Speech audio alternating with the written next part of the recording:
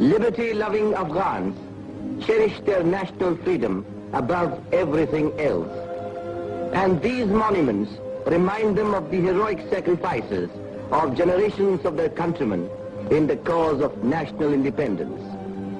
And this is the monument commemorating martyrdom of the great Mujahid, the late King Nadir Shah, the father of modern Afghanistan.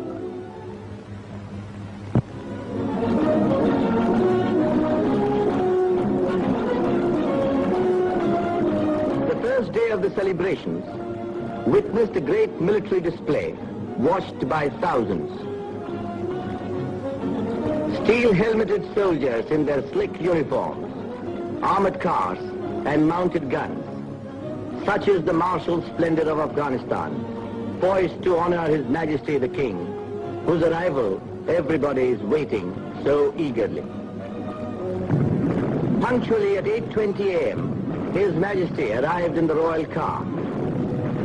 He was welcomed by His Royal Highness the Prime Minister and the Chief of the General Staff, and was offered a salute of 29 guns. Alighting from the car, His Majesty got into a jeep to inspect his faithful warriors.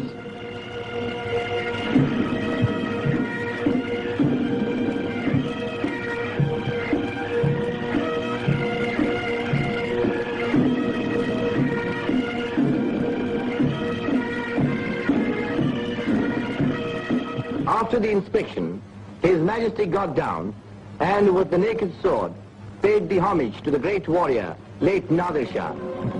His Majesty is under the royal canopy to take salute of the Afghan army. At 8:45 started the passing out parade of the royal troops. The Afghan army is the flower of the nation. The newly commissioned cadets, the young students of the military academy, short-term trainees, rows of policemen and grenadiers march past His Majesty to the accompaniment of the military tunes of the Afghan bands.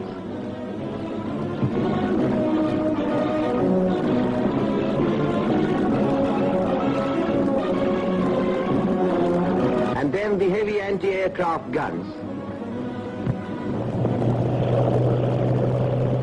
Groups of aeroplanes dived in formations, showering congratulatory leaflets all around. There are also the qualified recruits of the police school and a body of the police force. And these famous batteries, famous on account of the part they played in the struggle for independence. How the admiring crowds cheer them. These are followed by hill batteries, batteries for use in the plains, and more anti-aircraft guns.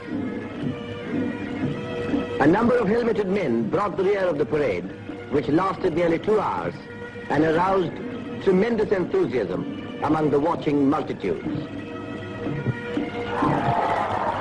Afghans adore games of all kinds and are keen sportsmen. The Independence Week is also a week of sports, of matches, of races. Every afternoon during these 7 eventful days, thousands of Afghans would gather to witness the hockey and football matches. Here is a hockey match being played between the Afghan military 11 and the team of the All India Hockey Federation, the heroes of the last World Olympiad. What clever stick work and what speed. The first half found both the teams equal. But in the second half, the Indians, by their quick short passes, scored a victory by 3-0.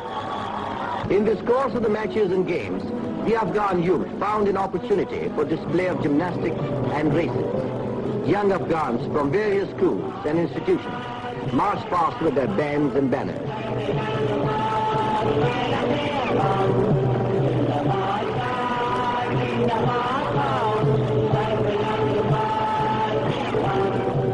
The gymnastic demonstration gave evidence of suppleness of bodies and hard and arduous training.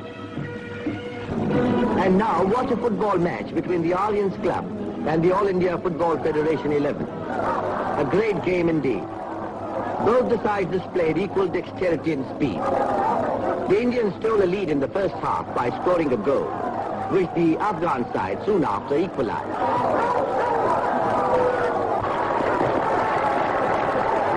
Perhaps the happiest during the Independence Week were the Afghan people themselves. The democratic nature of the state gives them all facilities for games and recreation. To them, the traditional ram fighting provides as great a pleasure as a duel between two warriors.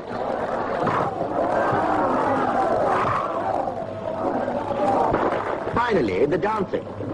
The Afghan youths have their own way of dancing to the beating of the drum and the sweet melody of the flute. They let themselves go. Gradually, the music becomes faster, and so do the dancers.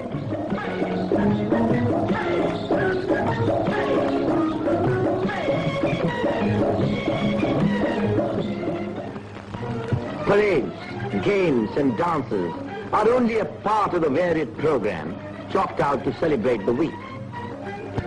An important event is the exhibition of Afghan arts and crafts. In spite of its insular position, Afghanistan has made lots of progress in the industrial field and well maintained its cultural heritage. Here you find some of the best specimens of Afghan crafts: beautiful carpets, soft rugs, products of the handloom industry, Afghan jewelry inlaid with precious stones. The merchants and the manufacturers really do some brisk business during these days. Another major attraction during the celebrations is the Indian Arts Exhibition, organized by the Indian Embassy. The Honorable Dr. Keska, Indian Deputy Minister for Foreign Affairs, and His Excellency Shri Roop Chand, Indian Ambassador to Afghanistan, took great pains in making this show really representative of their country's art. Afghan hospitality is proverbial. His Royal Highness the Prime Minister, Sardar Shah Mahmud Khan Ghazi, invited the Indian team to his beautiful residence, complimented them on their skill in the game,